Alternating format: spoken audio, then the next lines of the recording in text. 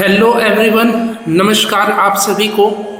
आज इस 358वें दिन के वीडियो में आप सभी का स्वागत है। आइए कुछ महत्वपूर्ण प्रश्नों को देखते हैं जो आने वाली संगीत की प्रतियोगी परीक्षाओं में पूछे जा सकते हैं। तो इसलिए आप इस वीडियो को बिना स्किप किए पूरा ज़रूर देखिए। यदि आप स्किप कर करके देखेंगे तो आपसे कुछ प्रश्न छूट सकते हैं या आपको अच्छे से समझ नहीं आएगा, ठीक है। यदि आप स्किप करके देखेंगे तो आपको प्रश्न अच्छे से समझ में नहीं आएगा, इसलिए आप बिना स्किप किए इन प्रश्नों को आराम से देखिए।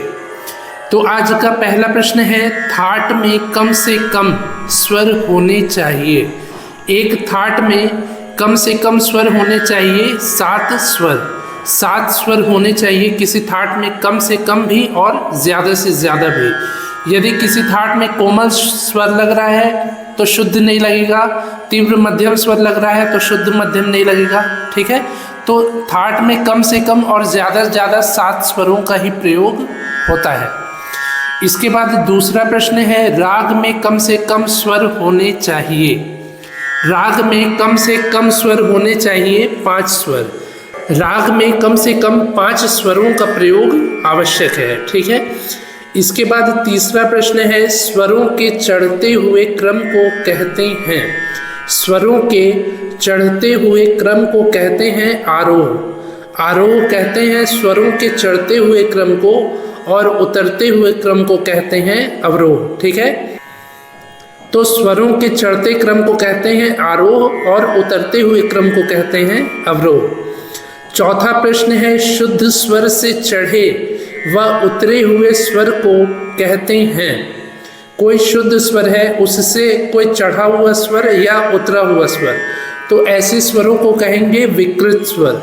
विकृत स्वरों की संख्या 5 है, जिसमें ऋषभ कोमल, गंधार कोमल, मध्यम तीव्र, धैवत कोमल और निषाद स्वर कोमल है।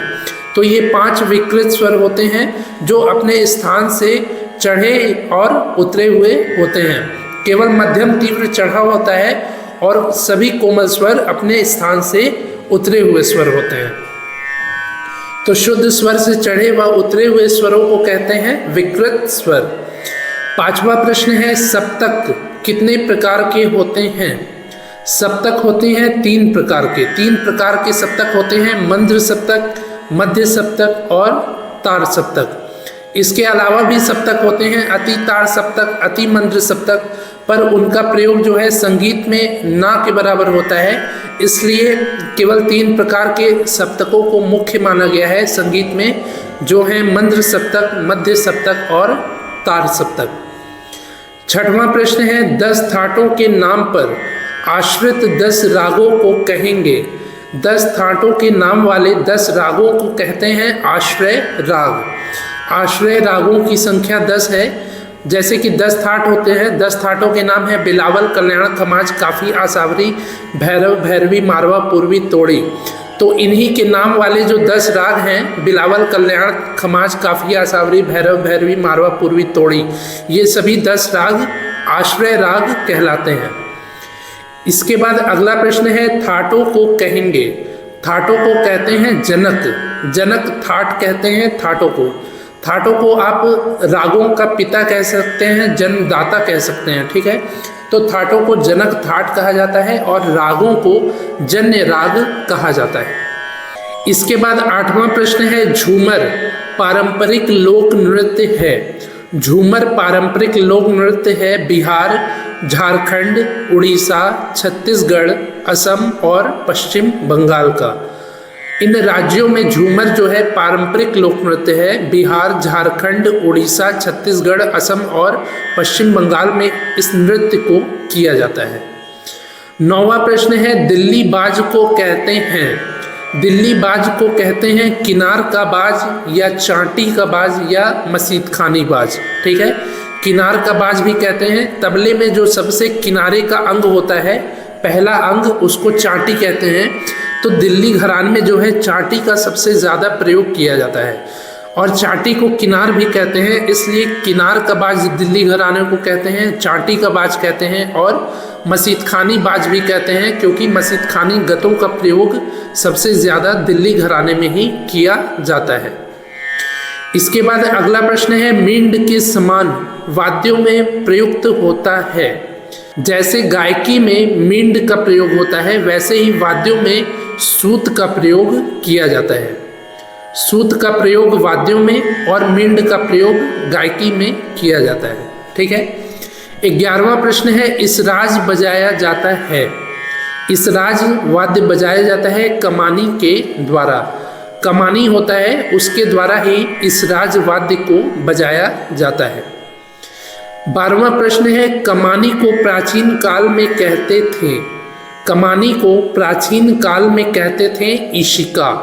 ईशिका के नाम से जाना जाता था प्राचीन काल में कमानी को। ठीक है। कमानी के द्वारा इसराज वाद्य का वादन किया जाता है और इसको प्राचीन काल में ईशिका कहते थे, कमानी को। इसके बाद 13वां प्रश्न है, जिन वाद्यों पर चमड़े मढ़े होते हैं उन्हें कहते हैं। तो चमड़े मढ़े हुए वाद्यों को अवनद वाद्य कहते हैं। अवनद वाद्य वे वाद्य होते हैं जिनमें चमड़े मढ़े होते हैं, जैसे कि ढोलक, नाल, नगाड़ा, डमरू, ड्रम। ठीक है। ये सभी अवनद वर्ग के वाद्य होते हैं। इसके बाद अगला प्रश्न है, शारंग देव जी के अनुसार वाद्यों को वर्गीकृत किया गया है। शारंग देव जी के अनुसार वाद्यों को वर्गीकृत किया गया है 4 भागों में। तत्, घन, अवनद, सुशील, इन 4 वाद्यों में शारंग देव जी के द्वारा भी वाद्यों को वर्गीकृत किया गया है। 15वां प्रश्न है, 7 स्वरों की जाति को कहते हैं। 7 स्वरों की जाति को कहते हैं संपूर्ण जाति। जिन रागों में 7 स्वरों का प्रयोग होता है उनको संपूर्ण जाति का राग कहते हैं। 5 स्वरों के प्रयोग वाले राग को औडव जाति और 6 स्वरों के प्रयोग वाले रागों को षाडव जाति का राग कहते हैं। ठीक है। तो यहाँ 7 स्वरों का प्रयोग पूछा है, तो 7 स्वरों के प्रयोग वाले रागों को कहते हैं संपूर्ण जाति का राग। 16वां प्रश्न है, छोटे छोटे पेचीदा तानों का प्रयोग होता है। छोटे छोटे तानों का जो पेचीदा होते हैं, यानी कि थोड़े मुश्किल तानों का प्रयोग होता है टप्पा गायन शैली में। टप्पा गायन शैली में छोटे छोटे तानों का प्रयोग किया जाता है। 17वां प्रश्न है, धमार शैली को गाया जाता है। धमार गायन शैली को गाया जाता है धमार ताल के साथ। धमार ताल के साथ धमार गायन शैली को गाया जाता है। धमार ताल का जो निर्माण किया गया था वो धमार गायन शैली के लिए विशेष रूप से किया गया था। इसके बाद अगला प्रश्न है 18वां प्रश्न, ध्रुपद शैली में प्रायः गाया जाता है। ध्रुपद शैली में प्रायः भक्ति गीतों को गाया जाता है, यानी कि ध्रुपद शैली में भक्ति गीतों को मुख्यतः से दर्शाया जाता है। इसके अलावा आलाप, गमक का प्रयोग भी किया जाता है। ठीक है। गमक, मींड, इन सभी चीज़ों का प्रयोग किया जाता है ध्रुपद गायन शैली में। इसके बाद 19वां प्रश्न है, ठुमरी के समान दक्षिण भारतीय शैली है। ठुमरी गायन शैली के समान दक्षिण भारतीय गायन शैली है जावली। जावली दक्षिण भारतीय या कर्नाटक संगीत का एक शैली है जो उत्तर भारतीय ठुमरी के समान है। 20वां प्रश्न है, ध्रुपद के समान दक्षिण भारतीय शैली है। ध्रुपद के समान दक्षिण भारतीय शैली है पदम। तो ये हो गए आज के 20 महत्वपूर्ण प्रश्न। मुझे उम्मीद है कि आपको ये प्रश्न अच्छे से समझ में आए होंगे। यदि समझ में आए हो तो आप इस वीडियो को लाइक करिए, ज़्यादा से ज़्यादा अपने दोस्तों से शेयर करिए ताकि उनकी भी मदद हो सके। और प्रतिदिन ऐसी ही वीडियोस को देखने के लिए आप इस चैनल को सब्सक्राइब भी ज़रूर करिए।